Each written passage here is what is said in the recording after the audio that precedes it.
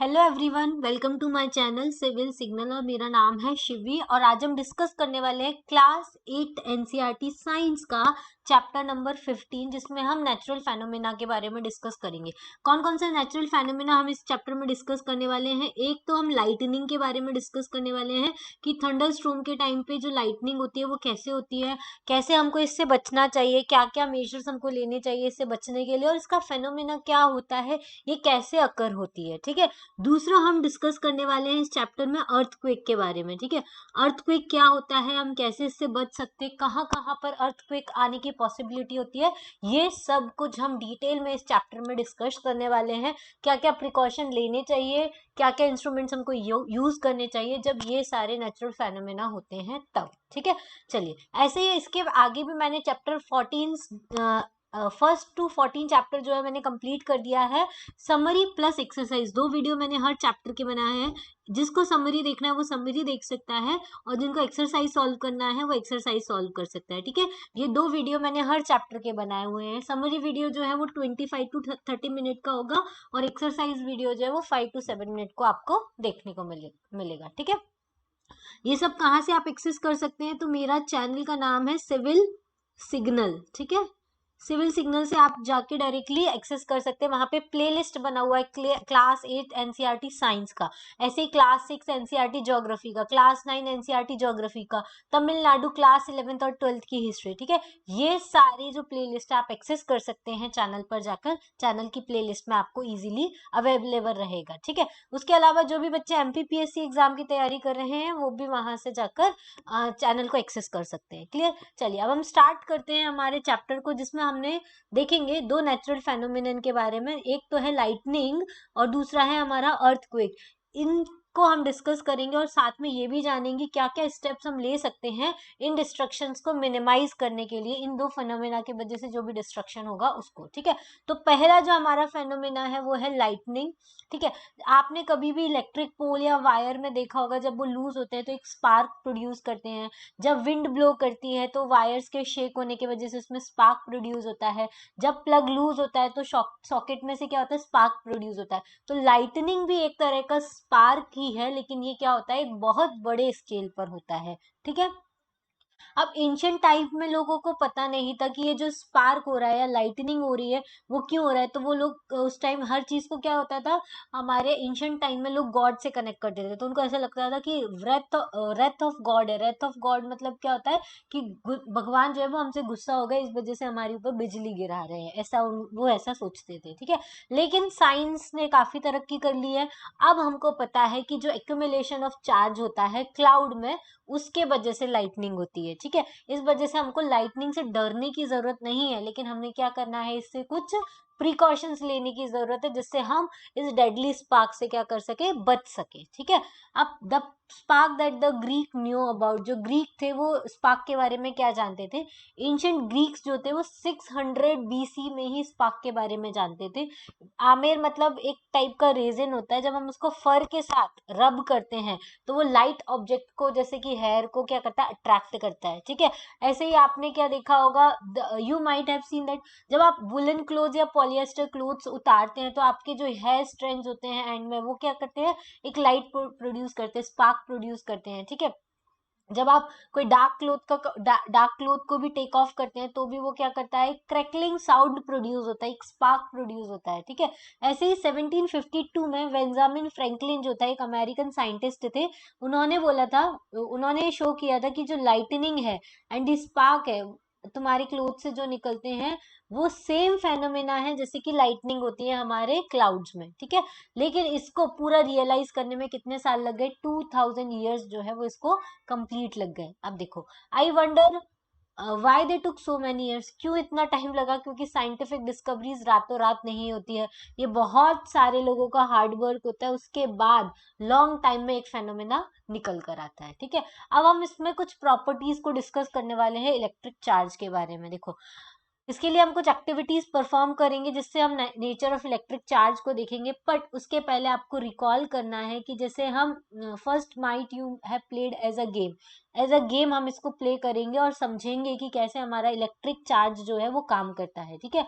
अब आप जैसे प्लास्टिक स्केल को जब अपन रब करते हैं, आपके बालों पे, ड्राई हेयर पे अगर आप प्लास्टिक स्केल को रब करते हैं और फिर आसपास में कुछ स्मॉल पीसेस ऑफ पेपर अगर उसके पास आप लेके जाते हैं तो पीसेस क्या करते हैं, उसको अट्रैक्ट करते हैं। ये आपने बचपन में किया होगा, 8th 7th क्लास के बच्चे ये परफॉर्म करते हैं। जब आप अपने प्लास्टिक स्केल्स को रब करते हैं और उसको पेपर्स के पास लाते हैं तो पेपर क्या होता है, उससे अट्रैक्ट होते हैं। ठीक है, तो ये जो चार्ज प्रोड्यूस हो रहा है वो किसकी वजह से प्रोड्यूस होता है, रबिंग करने की वजह से प्रोड्यूस होता है। ऐसे एक और चीज कर सकते हैं, बॉल पेन रिफिल ले सकते हैं और इसको वाइग्रसली अगर आपने पॉलीथीन से के साथ रब कर लिया और फिर इसको स्मॉल पीस ऑफ पेपर के पास लेके जाएंगे, लेकिन हाँ याद रखना है कि रब्ड एंड को आप या रिफिल को आपके हाथ से टच नहीं करना है, ना ही मेटेलिक ऑब्जेक्ट से टच करना है। ठीक है, ये सेम एक्टिविटी आपको किसके साथ करनी है, ड्राई लीव्स के साथ भी कर सकते हो। मतलब ये जो रिफिल है, चार्ज रिफिल है, वो क्या कर सकती है, ड्राई लीव्स को भी अट्रैक्ट कर सकती है, हस्क को भी कर सकती है, मस्टर्ड को भी, मस्टर्ड सीड्स जो होती है उनको भी क्या करेगी, अट्रैक्ट करेगी। समझ में आया? तो ये प्लास्टिक रिफिल जिसको हमने पॉलीथीन से रब किया है उसमें स्मॉल इलेक्ट्रिक चार्ज आ गया है, और जब हम प्लास्टिक कोम को भी ऐसे ही रब करते हैं हमारे ड्राई हेयर्स के साथ तो उस पर भी एक स्मॉल चार्ज क्रिएट हो जाता है। तो ऐसे ऑब्जेक्ट जिस पे स्मॉल चार्ज क्रिएट होता है उसको हम क्या बोलते हैं, चार्ज्ड ऑब्जेक्ट्स बोलते हैं। ठीक है, इस प्रोसेस में जो चार्जिंग रिफिल को हमने चार्ज किया है, प्लास्टिक कोम को हमने चार्ज किया है with the help of polythene और हेयर। ठीक है, तो ये भी क्या हो जाएंगे, चार्ज हो जाएंगे। अब हमको क्या करना है, देखो कुछ ऑब्जेक्ट जैसे रीफिल और पॉलीथीन और वूलन क्लोथ से रब करने पे क्या हो जाएगा, ये चार्ज हो जाएंगे। बलून को भी हम पॉलीथीन या ड्राई हेयर से करेंगे तो ये भी चार्ज होंगे। आपने कभी बलून को अपने हेयर से रब किया हो, उसके बाद आप वॉल पे उसको स्टिक करेंगे तो वो हमेशा स्टिक हो जाएगा। इरेजर और वूल को करेंगे तो होगा कि नहीं होगा, और स्टील स्पून और पॉलीथीन को करेंगे तो होगा कि नहीं होगा। ये एक्टिविटी आपको घर पे करके देखनी है। क्लियर? चलिए नेक्स्ट नेक्स्ट है हमारा type of charges and there interaction. अलग अलग टाइप के चार्जेस प्रोड्यूस होते हैं और उनका इंटरेक्शन कैसे होता है। देखो इसमें दो है, ये एक्सपेरिमेंट किया गया है, दो बलून्स हैं, ये नॉर्मल बलून्स है, इसके बीच में कोई चार्ज हमने रबिंग नहीं किया है, तो नॉर्मली ऐसे हैं। ठीक है, अब क्या होगा अगर हम इन दोनों को चार्ज कर ले, इसको भी हम अपने ड्राई हेयर से रब करें, इसको भी अपने ड्राई हेयर से रब करें, तो ये दोनों बलून कैसे हो गए, अब चार्ज हो गए। चार्ज हो गए तो एक दूसरे से दूर जाएंगे, क्यों, क्योंकि दोनों के ऊपर सेम टाइप का चार्ज आएगा, उसके वजह से ये एक दूसरे को क्या करेंगे, रिपेल करेंगे। क्लियर? ऐसे ही हमने रिफिल के साथ किया, रिफिल को भी हमने पहले अपने ड्राई हेयर या पॉलीथिन से क्या कर लिया, चार्ज कर लिया, फिर दूसरी चार्ज रिफिल को इसके पास लाएंगे तो इससे क्या करेगी, दूर जाएगी, रिपेल करेगी। लेकिन अगर हम चार्ज रिफिल के पास में बलून को लेकर आएंगे तो ये क्या करेगा, अट्रैक्ट करेगा। ठीक है, तो इससे हमको क्या समझ में आता है, तीन ऑब्जर्वेशन निकल कर आते हैं। पहला क्या, चार्ज्ड बलून जो होता है वो हमेशा चार्ज्ड बलून को क्या करेगा, रिपेल करेगा। चार्ज रिफिल जो है वो चार्ज रिफिल को क्या करेगी, रिपेल करेगी। बट एक चार्ज्ड बलून जो है वो चार्ज रिफिल को अट्रैक्ट करेगा। समझ में आया? इसका मतलब क्या हुआ, डिफरेंट काइंड ऑफ चार्ज जो है वो फॉर्म हो रहा है रिफिल पर और बलून के ऊपर। तो दो kinds of charges, two kinds of charges हमको देखने को मिलेंगे। अगर दोनों के ऊपर सेम चार्ज क्रिएट हो रहा है तो सेम काइंड ऑफ चार्ज क्या करेगा, एक दूसरे को रिपेल करेगा, जबकि डिफरेंट काइंड ऑफ चार्ज जो होगा वो एक दूसरे को क्या करेगा, अट्रैक्ट करेगा। ठीक है, इसलिए एक कन्वेंशन ले लेते हैं कि चार्ज जो ग्लास रॉड ने एक्वायर किया है, जब इसको हम सिल्क से रब करेंगे, जब किसी भी ग्लास रॉड को अगर आप सिल्क से रब करेंगे तो उसके ऊपर क्या होता है, पॉजिटिव चार्ज क्रिएट होता है। क्या क्रिएट होता है, पॉजिटिव चार्ज क्रिएट होता है। Other kind of charge is said to be negative, उसके अलावा जो चार्ज होगा वो कैसा होगा, नेगेटिव होगा। अब जो चार्ज ग्लास रॉड है उसको हम चार्ज प्लास्टिक स्ट्रॉ के पास में लेकर आएंगे तो ये इनके बीच में अट्रैक्शन होगा। इसका मतलब क्या हुआ कि जो चार्ज ग्लास रॉड थी उसके ऊपर तो कौन सा चार्ज है, पॉजिटिव चार्ज है, तो प्लास्टिक स्ट्रॉ के ऊपर कौन सा चार्ज होगा, ऑब्वियसली नेगेटिव चार्ज होगा, तभी तो वो दूसरे को अट्रैक्ट कर रही हैं। ठीक है, इलेक्ट्रिक चार्जेस जो होते हैं वो रबिंग से, जो हमने देखा कि रबिंग की वजह से जो इलेक्ट्रिक चार्ज प्रोड्यूस होता है वो क्या होता है, स्टैटिक चार्ज होता है, वो मूव नहीं करते हैं। जबकि अगर चार्ज मूव करते हैं तो हम उसको क्या बोलते हैं, इलेक्ट्रिक करंट बोलते हैं। अगर सर्किट में करंट है जिसकी वजह से बल्ब ग्लो कर रहा है और करंट जो है उसके फ्लो होने की वजह से अगर वायर हॉट हो रहा है तो वो वहां पर कुछ और नहीं हो रहा, वहां पे क्या हो रहा है, चार्जेस का मोशन हो रहा है। मतलब चार्ज के मोशन होने की वजह से इलेक्ट्रिक करंट फ्लो होता है और वायर हीट अप हो जाता है। ठीक है, अब नेक्स्ट फेनोमेना हम देखेंगे, ट्रांसफर ऑफ चार्जेस।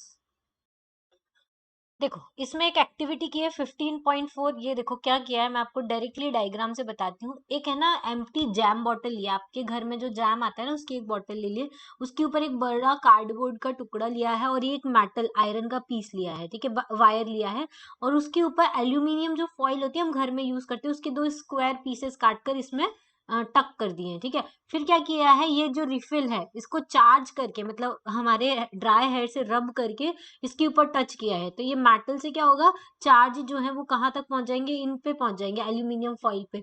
और ये एल्यूमिनियम फॉइल दोनों ही एल्यूमिनियम फॉइल है, तो दोनों पे सेम चार्ज क्रिएट होगा, तो दोनों एक दूसरे से क्या हो जाएंगे, दूर जाएंगे, ठीक है। तो ये फेनोमेना हमको इस वाले एक्सपेरिमेंट से देखने को मिला है। The aluminium foil stripe receive the same charge from the charge refill through the paper clip, ठीक है। पेपर क्लिप से क्या होता है, सेम चार्ज दोनों के ऊपर एक्वायर होगा, क्योंकि मेटल जो होते हैं वो गुड कंडक्टर होते हैं इलेक्ट्रिसिटी के, और स्ट्रिप के ऊपर सिमिलर चार्जेस वजह से वो एक दूसरे को क्या करेंगे, रिपेल करना स्टार्ट करेंगे, और इसलिए ये क्या हो जाएंगी, वाइड ओपन हो जाएंगी, मतलब एक दूसरे से दूर जाएंगी। ये वाला जो एक्सपेरिमेंट है ना, इसको हम टेस्ट करने के लिए यूज कर सकते हैं कि कोई भी ऑब्जेक्ट जो है वो चार्ज हो रहा है या नहीं हो रहा है। इस डिवाइस को हम क्या बोलेंगे, इलेक्ट्रोस्कोप बोलते हैं। क्या बोलते हैं, इलेक्ट्रोस्कोप बोलते हैं। इसलिए इलेक्ट्रिक चार्ज जो होते हैं वो चार्ज ऑब्जेक्ट से अनदर ऑब्जेक्ट के तरफ हम ट्रांसफर कर सकते हैं थ्रू अ मेटल कंडक्टर, क्योंकि मेटल कंडक्टर जो होते हैं वो इलेक्ट्रिसिटी को कंडक्ट करते हैं एक पॉइंट से दूसरी पॉइंट तक, ठीक है। Touch the end of the paper clip generally with the hand, अगर आप जो पेपर क्लिप्स है उनको जनरली हैंड से अगर आप टच करेंगे तो आपको एक चेंज देखने को मिलेगा फॉइल स्ट्रिप में। They come back to their original state, जैसे ही आप उसको हाथ से टच करेंगे तो वो अपनी ओरिजिनल स्टेट में वापस आ जाएंगी। फिर वापस से आपने फॉइल स्ट्रिप को चार्ज किया तो वो पेपर एक दूसरे से दूर चली जाएगी, फिर जैसे ही आपने उसे हाथ लगाया तो क्या करेंगी, फिर वो वापस से उनका जो चार्ज हो जाएगा खत्म हो जाएगा। इसका मतलब क्या हो रहा है, फॉल स्ट्रिप जो है वो चार्जेस लूज कर रही है to the earth through your body, मतलब आप अपनी बॉडी को उससे टच करते हो तो उसका जो चार्ज है आपकी बॉडी से होता हुआ अर्थ में चला जाता है, तो अपना वो चार्ज क्या होती है, लूज कर देती है, ठीक है। इसलिए हम ऐसा बोल सकते हैं कि जो फॉइल स्ट्रिप्स है वो क्या हो रही है, डिस्चार्ज हो रही है। तो एक प्रोसेस जिसमें ट्रांसफर होता है चार्ज का from a charge object to the earth is called the earthing, मतलब ट्रांसफर हो रहा है चार्ज का चार्ज्ड ऑब्जेक्ट से अर्थ की तरफ, उसको हम क्या बोलते हैं, अर्थिंग बोलते हैं, ठीक है। अर्थिंग जो होती है वो बिल्डिंग्स में भी प्रोवाइड करी जाती है जिससे कि हम इलेक्ट्रिक शॉक से बच सके, या एनी काइंड ऑफ लीकेज होता है इलेक्ट्रिक करंट का तो उससे भी बचा जा सके, इसको हम अर्थिंग बोलते हैं, ठीक है। अगर प्रॉपर अर्थिंग नहीं होती है तो अर्थ में करंट नहीं जाता तो हमको करंट लगने की पॉसिबिलिटी क्या होती है, ज्यादा होती है, इसलिए हम बोलते हैं कि अर्थिंग की है, अर्थिंग करी होती है तो जो चार्ज होता है वो कहाँ चला जाता है, अर्थ में चला जाता है, ठीक है। अब लाइटनिंग की स्टोरी क्या होती है, देखो लाइटनिंग मतलब हमने पहले अभी क्या पढ़ा कि लाइटनिंग जो होती है वो चार्ज प्रोड्यूस होते हैं बाय रबिंग, रबिंग के थ्रू हमने देखा कि चार्ज प्रोड्यूस होता है। अब ऐसा ही क्या होता है थंडर स्टॉर्म के टाइम पे, जो एयर करंट होता है वो ऊपर की साइड मूव करता है, जबकि जो वाटर ड्रॉपलेट्स होती है वो डाउनवर्ड मूवमेंट करती है, तो इन दोनों के वाइग्रस मूवमेंट होने की वजह से चार्जेस का सेपरेशन हो जाता है। Why a process not yet complete, अभी तक ये प्रोसेस कंप्लीटली अंडरस्टूड नहीं है, लेकिन ऐसा बोलते हैं कि जो पॉजिटिव चार्ज होता है वो अपर एज पे कलेक्ट हो जाता है क्लाउड्स के, और जो नेगेटिव चार्ज है वो लोअर एज पे कलेक्ट हो जाता है। तो जो एक्यूमुलेशन होता है पॉजिटिव चार्ज का वो ग्राउंड के पास में भी होता है। जब ये मैग्नीट्यूड होता है accumulated charges become very large, मतलब ये जो चार्जेस होते हैं वो बहुत ज्यादा बढ़ जाते हैं, तो एयर जो नॉर्मली पुअर कंडक्टर होता है इलेक्ट्रिसिटी का, वो एक इन चार्जेस के फ्लो को रेजिस्ट नहीं कर पाता है। इस वजह से नेगेटिव और पॉजिटिव चार्ज जैसे ही मीट करते हैं तो एक स्ट्रीक ऑफ ब्राइट लाइट और साउंड जो होती है वो प्रोड्यूस होती है, और इसी को हम क्या बोलते हैं, लाइटनिंग बोलते हैं। और ये जो प्रोसेस होता है जिसमें इलेक्ट्रिक डिस्चार्ज हो रहा है चार्ज ऑब्जेक्ट से अर्थ की तरफ जो है वो इलेक्ट्रिसिटी फ्लो कर रही है। देखो अपर एज में पॉजिटिव चार्ज है, लोअर एज में नेगेटिव चार्ज है, फिर ग्राउंड के साइड भी पॉजिटिव चार्ज है, तो पॉजिटिव और नेगेटिव का क्या होगा, इंटरेक्शन होने की वजह से इलेक्ट्रिसिटी का फ्लो होने लग जाएगा, ठीक है। तो जो प्रोसेस है इलेक्ट्रिक चार्ज का, ये दो और दो से ज्यादा क्लाउड्स के बीच में हो सकता है, क्लाउड्स और अर्थ के बीच में हो सकता है, तो इस वजह से अब हम लाइटनिंग से डरने की हमको जरूरत नहीं है, जैसे कि हमारे एंसेस्टर डरा करते थे। साइंटिस्ट ने बहुत हार्ड इसके लिए ट्राई किया और इम्प्रूव किया इस अंडरस्टैंडिंग में, मतलब उन्होंने उन्हीं की मेहनत से आज हमको पता चला है कि लाइटनिंग क्यों होती है। ठीक है, लाइटनिंग जो होता है वो लाइफ और प्रॉपर्टी को भी डिस्ट्रॉय कर सकता है। It is therefore necessary to take measure to protect our self, मतलब हमको इसके लिए कुछ मेजर्स लेने चाहिए जिससे हम अपनी बॉडी अपने आप को प्रोटेक्ट कर सके। क्या क्या सेफ्टी मेजर्स लेने चाहिए, देखो लाइटनिंग और थंडरस्टॉर्म जब आता है तो क्या करना चाहिए, hearing thunder is an alert to rush to the safer place. जैसे ही आपने आवाज सुनी कि थंडर स्ट्रोम आने वाला है तो आप एक सेफर प्लेस के यहाँ चले जाओ। अगर आपने थंडर सुना है थोड़ी देर वहां पे वेट करो, being coming out of the safe place before coming out of the, after hearing the last thunder wait for some time before coming out of the safe place. ठीक है, अब अगर आपको सेफ प्लेस पे जाना है, आपने थंडर सुना तो वहां पे थोड़ा वेट करो, फिर आप वहां से क्या मतलब वहां पे रुको थंडर के बाद सेफ प्लेस पे। उसके बाद जब थंडर बंद हो जाए उसके बाद आपको थोड़ी देर वहीं रेस्ट करना है और फिर उसके थोड़ी देर बाद आपको सेफ प्लेस से बाहर आना है। ठीक है, अब सेफ प्लेस कैसे ढूंढे, क्या होती है हमारी सेफ प्लेस, तो एक हाउस और एक बिल्डिंग सेफ प्लेस होती है। अगर आप कार या बस में ट्रेवल करें तो आप सेफ हैं। ठीक है, अगर उसकी विंडोज और डोर्स जो है वो शट हैं तो ये सारी जो चीजें होती है वो सेफ प्लेस होती है। अब dos and don'ts in during the thunder storm में हमको क्या करना चाहिए, तो देखो अगर हम आउटसाइड है या किसी ओपन व्हीकल में है, जैसे कि मोटर बाइक हो गया, ट्रैक्टर हो गया, कंस्ट्रक्शन मशीनरी हो गई, ओपन कार्स हो गए, ये सब सेफ नहीं होते हैं। Open fields, trees, shelter, parks, elevated places, ये सब हमको लाइटनिंग से प्रोटेक्ट नहीं कर पाते हैं। अम्ब्रेला लेके चले ये भी एक गुड आइडिया नहीं है थंडर स्ट्रोम में। अगर आप फॉरेस्ट में हैं तो शॉर्टर ट्रीज के अंदर शेल्टर ले, लॉन्गर ट्रीज के ऊपर ना ले। अगर शेल्टर अवेलेबल नहीं है तो आप ओपन फील्ड में रहें लेकिन ट्रीज से दूर रहें और पोल्स वगैरह जो लगे हैं उनसे आप दूर रहें। ठीक है, उसके अलावा आप मेटल ऑब्जेक्ट से दूर रहें और ग्राउंड पे लेटे नहीं। आपको ग्राउंड पे कैसे बैठना है, स्क्वेट पोजीशन में बैठना है। जैसे ये लड़का बैठा हुआ है स्क्वाट पोजीशन में बैठा हुआ है, इसने क्या किया है अपने हाथों को अपनी नी के ऊपर रख के हेड डाउन करके बैठा है। इससे क्या होगा, अगर लाइटनिंग होती है तो उसका एरिया मिनिमाइज हो जाएगा। वही आप लेट जाएंगे तो उसके पास बहुत ज्यादा एरिया होगा कवर करने के लिए। समझ में आया, तो ऐसे बैठने से क्या हो सकता है, ये स्मार्टेस्ट वे है। इससे आपकी पोजीशन जो होगी वो स्मॉलेस्ट हो जाएगी जहां पे लाइटनिंग स्ट्रक हो। ठीक है, अब इनसाइड द हाउस है तो आप क्या करेंगे, अगर लाइटनिंग हो रही है तो टेलीफोन कोड्स, इलेक्ट्रिक वायर्स और मेटल पाइप्स को बिल्कुल यूज ना करें। लाइटनिंग जो है वो एक इलेक्ट्रिकल डिस्चार्ज है, इसके वजह से जब थंडर स्टॉर्म आता है तो इन सारी चीजों को अवॉइड करना चाहिए। मोबाइल फोन का यूज करना इजी मतलब सेफ होता है, कॉर्डलेस फोन का यूज करना भी सेफ होता है, लेकिन वायर्ड फोन का यूज नहीं करना है। और ये भी सही नहीं होगा कि हम मोबाइल फोन से किसी ऐसे इंसान को फोन करें जिसके यहाँ पे वायर है, तो वो जो भी फोन रिसीव करेगा वायर्ड फोन उसको झटका लग सकता है। बाथिंग को अवॉइड करना चाहिए अगर थंडर स्टॉर्म हो रहा है तो। इलेक्ट्रिक अप्लायंसेस जैसे कि कंप्यूटर हुआ, टीवी हुआ, इन सबको क्या कर देना चाहिए, अनप्लग कर देना चाहिए। इलेक्ट्रिक लाइट्स जो होती हैं वो ऑन रह सकती है, उनसे ज्यादा कोई हार्म हमको नहीं देखने को मिलेगा। क्लियर। अब लाइटनिंग कंडक्टर्स क्या होते हैं, एक डिवाइस होते हैं जो बिल्डिंग को प्रोटेक्ट करने का काम करते हैं फ्रॉम दी लाइटनिंग। इसमें क्या होता है, देखो लाइटनिंग कंडक्टर में, ये लाइटनिंग कंडक्टर है, कोई बिल्डिंग है, फॉर एग्जांपल ये एक बिल्डिंग है, इसमें ये कंडक्टर लगाया जाता है। इस ये एक मेटेलिक कंडक्टर होता है, जिस मेटेलिक वायर होता है जिसकी हाइट जो होती है बिल्डिंग की हाइट से काफी ज्यादा होती है। तो जैसे ही इलेक्ट्रिक डिस्चार्ज होगा तो ये मेटेलिक रॉड की थ्रू ये जो इलेक्ट्रिक डिस्चार्ज है वो किस में आ जाएगा, अर्थ में आ जाएगा। अर्थ में यहाँ पे कॉपर प्लेट या मेटलिक प्लेट रखी रहेगी तो जिसकी वजह से ये यहाँ पर पहुंच जाएगा। ठीक है, तो ये पूरी बिल्डिंग को इलेक्ट्रिक शॉक से बचा लेगा। ये क्या है, लाइटनिंग कंडक्टर। ये अधिकतर बिल्डिंग्स को लाइटनिंग प्रूफ बनाने के लिए यूज किया जाता है। ठीक है, अब नेक्स्ट हमारा फेनोमिना है अर्थक्वेक। अर्थक्वेक क्या होता है, अर्थक्वेक एक नेचुरल फेनोमिना है जिसकी वजह से लार्ज स्केल डिस्ट्रक्शन होता है ह्यूमन लाइफ का भी और प्रॉपर्टी का भी। ठीक है, और ये फेनोमेना जो है अर्थक्वेक, इसको आप इजीली प्रिडिक्ट नहीं कर सकते कि ये कब होने वाला है। वेदर डिपार्टमेंट जो है आपको वार्न कर सकता है थंडर स्टॉर्म के लिए। ठीक है, किसी एरिया में अगर थंडर स्टॉर्म डेवलप हो रहा है तो आपको वेदर डिपार्टमेंट इन्फॉर्म कर सकता है, लेकिन अर्थक्वेक के लिए नहीं कर सकता है। अगर थंडर स्टॉर्म होता है, थंडर स्टॉर्म जहां होता है वहां पे लाइटनिंग होने की पॉसिबिलिटी होती है और साइक्लोन आने की भी पॉसिबिलिटी होती है। तो हमको इन सबसे बचने के लिए, प्रोटेक्ट करने के लिए मेजर्स लेने चाहिए, क्योंकि इनके साथ जो डैमेज होता है वो थोड़ा ज्यादा होता है। ठीक है, लेकिन अर्थक्वेक के साथ क्या प्रॉब्लम है, कि हम इसको एक्यूरेटली प्रोडिक्ट ही नहीं कर सकते कि अर्थक्वेक कब आने वाला है, लेकिन इसके वजह से जो डैमेज होता है ह्यूमन लाइफ को और प्रॉपर्टी को, वो बहुत बड़ी स्केल पे डैमेज होता है।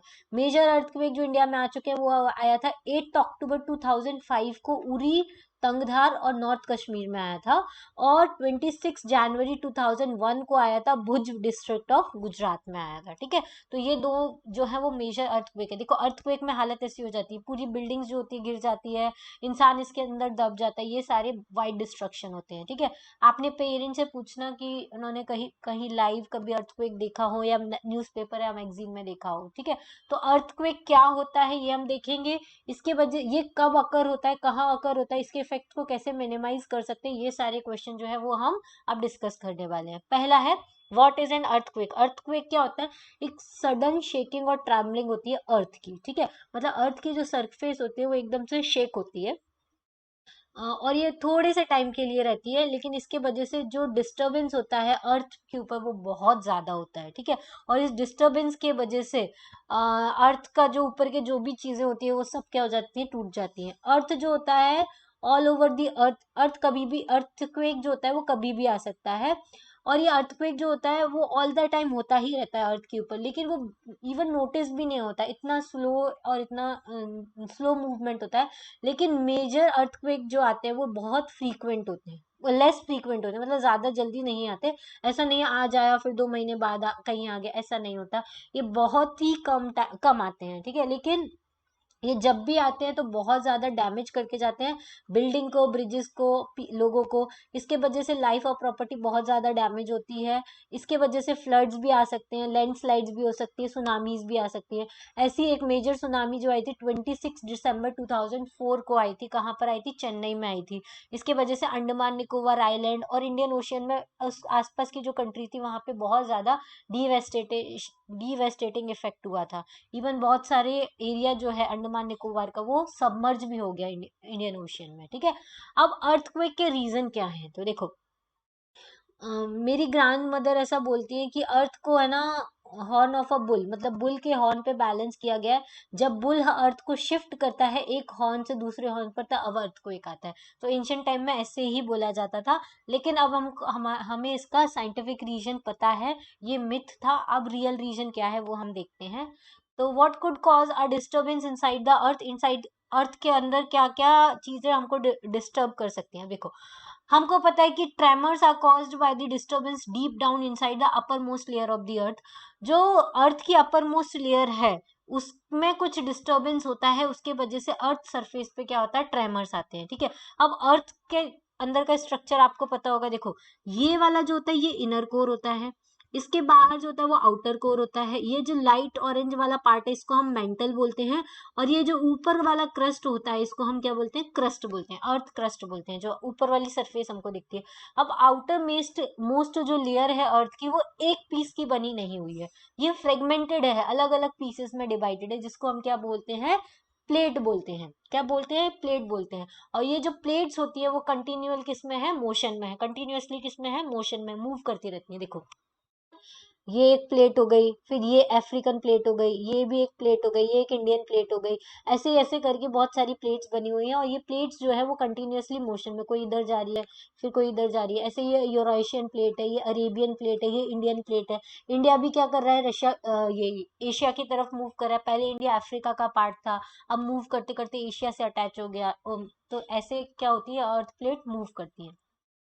अब जब अर्थ प्लेट मूव करती है तो उसके वजह से कोलिजन होता है, और उसी की वजह से अर्थ क्रस्ट पे डिस्टरबेंस होता है। देखो ये एक प्लेट है और ये दूसरी प्लेट है, ये आपस में कोलाइड करी तो यहाँ पे अर्थक्वेक आएगा, यहाँ इस बाउंड्री पे अर्थक्वेक आपको देखने को मिलेगा। ठीक है, उसके अलावा एक सेकेंड, उसके अलावा जब दो प्लेट आप आसपास से पास होती हैं तो उसके वजह से यहाँ पे स्ट्रेस क्रिएट होगा, इसके वजह से यहाँ पे आपको अर्थक्वेक देखने को मिलेगा। ठीक है, scientists know so much about the earthquake and also they predict when and where the next one will strike.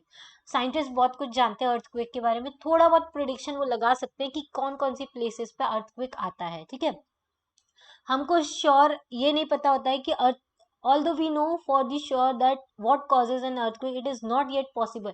हमको पता है कि earthquake के causes क्या है, मतलब क्यों earthquake आता है, लेकिन possible नहीं है उसको predict करना कि वो आज आएगा कि कल आएगा कि 1 महीने बाद आएगा कि 2 महीने बाद आएगा, और next earthquake कब आएगा ये कोई भी predict नहीं कर सकता है, ठीक है। I read somewhere that underground explosion could also cause the tremor. हमने देखा कि अंडरग्राउंड एक्सप्लोजन होता है, जैसे कि वॉल्केनिक इरप्शन हुआ, ठीक है, या फिर किसी मीटियोर ने अर्थ को हिट किया, या अंडरग्राउंड न्यूक्लियर एक्सप्लोजन हुआ, उसके वजह से भी ट्रैमर क्रिएट होता है और उसके वजह से भी आपको अर्थक्वेक देखने को मिलता है।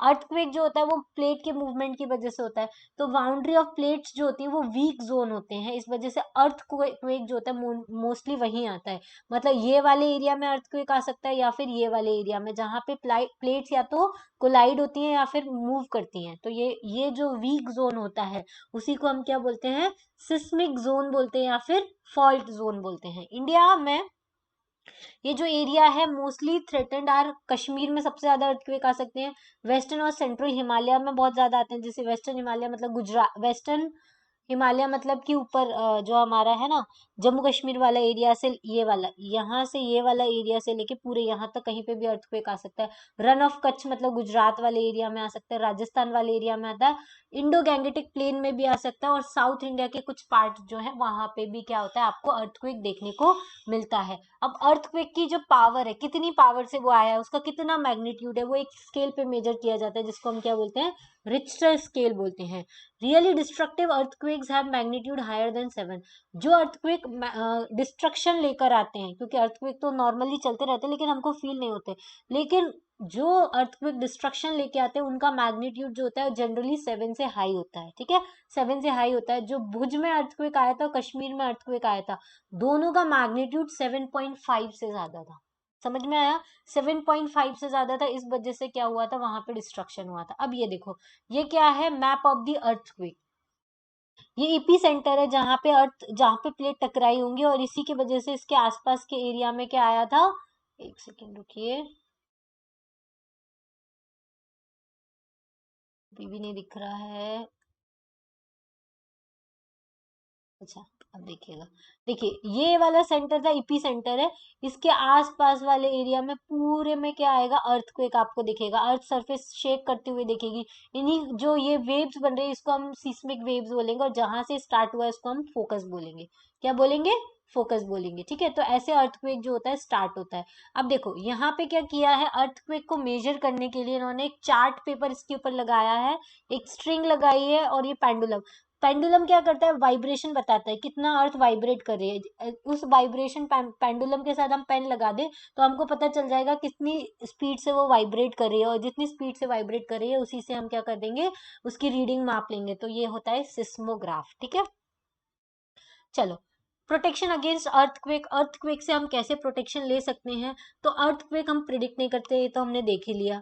अब हमको कुछ नेसेसरी प्रिकॉशन लेने चाहिए, जैसे कि जो भी लोग सिस्मिक जोन में रहते हैं वहां पे अर्थक्वेक ज्यादा आने की पॉसिबिलिटी है, तो वहां पे स्पेशली बिल्डिंग्स को प्रिपेयर करना चाहिए कि उन जोन की जो बिल्डिंग हो उनका डिजाइन ऐसा हो कि वो मेजर ट्रेमर को झेल सके, मॉडर्न बिल्डिंग टेक्नोलॉजी को यूज करना चाहिए वहां पे, ठीक है। उसके अलावा और क्या कर सकते हैं, क्वालिफाइड आर्किटेक्ट से आपको कंसल्ट करना चाहिए, स्ट्रक्चरल इंजीनियर का डिजाइन आपको लेना चाहिए। उसके अलावा जो हाईली सिस्मिक एरियाज हैं वहां पे घर जो है वो मड के या टिम्बर के बनाना चाहिए, ना कि हैवी कंस्ट्रक्टिव मटेरियल का करना चाहिए। क्यों, क्योंकि जब अगर आप हैवी कंस्ट्रक्शन मटेरियल यूज करेंगे तो अर्थक्वेक आएगा, शेक होके गिरेगा तो आप ही के सर पे गिरेगा, ठीक है।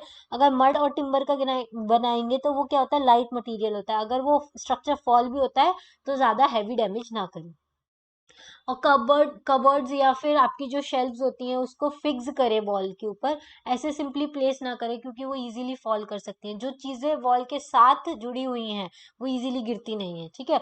और अपने वॉल पे ज्यादा clocks, photo frames, water heater ये सब ना लगाएं, क्योंकि जैसे अर्थक्वेक आएगा ये सब लोगों के ऊपर गिर सकते हैं, ठीक है।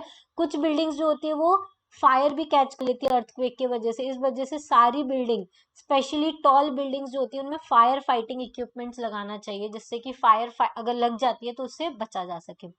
अब सेंट्रल बिल्डिंग रिसर्च इंस्टीट्यूशन जो है रुड़की का, उन्होंने डेवलप किया है कि मेक क्वैक रेजिस्टेंस हाउसेस, उन्होंने बताया कि कैसे हम अर्थक्वेक रेजिस्टेंट हाउसेस बना सकते हैं। ठीक है, अब क्या क्या मेजर्स या क्या क्या स्टेप्स आपको लेने चाहिए अपने आप को प्रोटेक्ट करने के लिए। तो पहला है, अगर आप घर पर है तो आपको क्या करना चाहिए।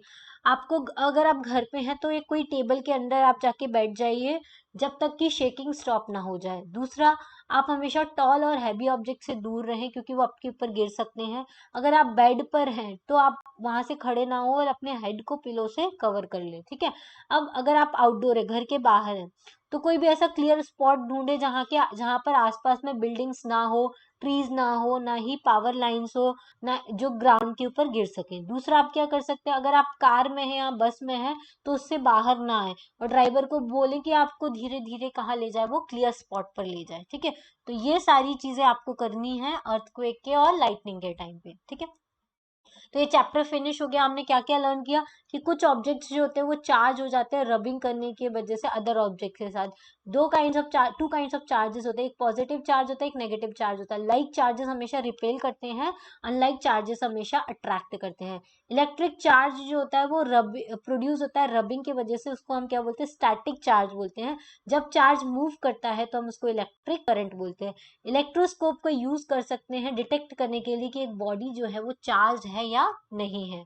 अब जो प्रोसेस होता है चार्ज का ट्रांसफर होना from a charge object to the earth is called the earthing. ठीक है, जो प्रोसेस है transfer of the charges from a charge object to the earth is called the earthing.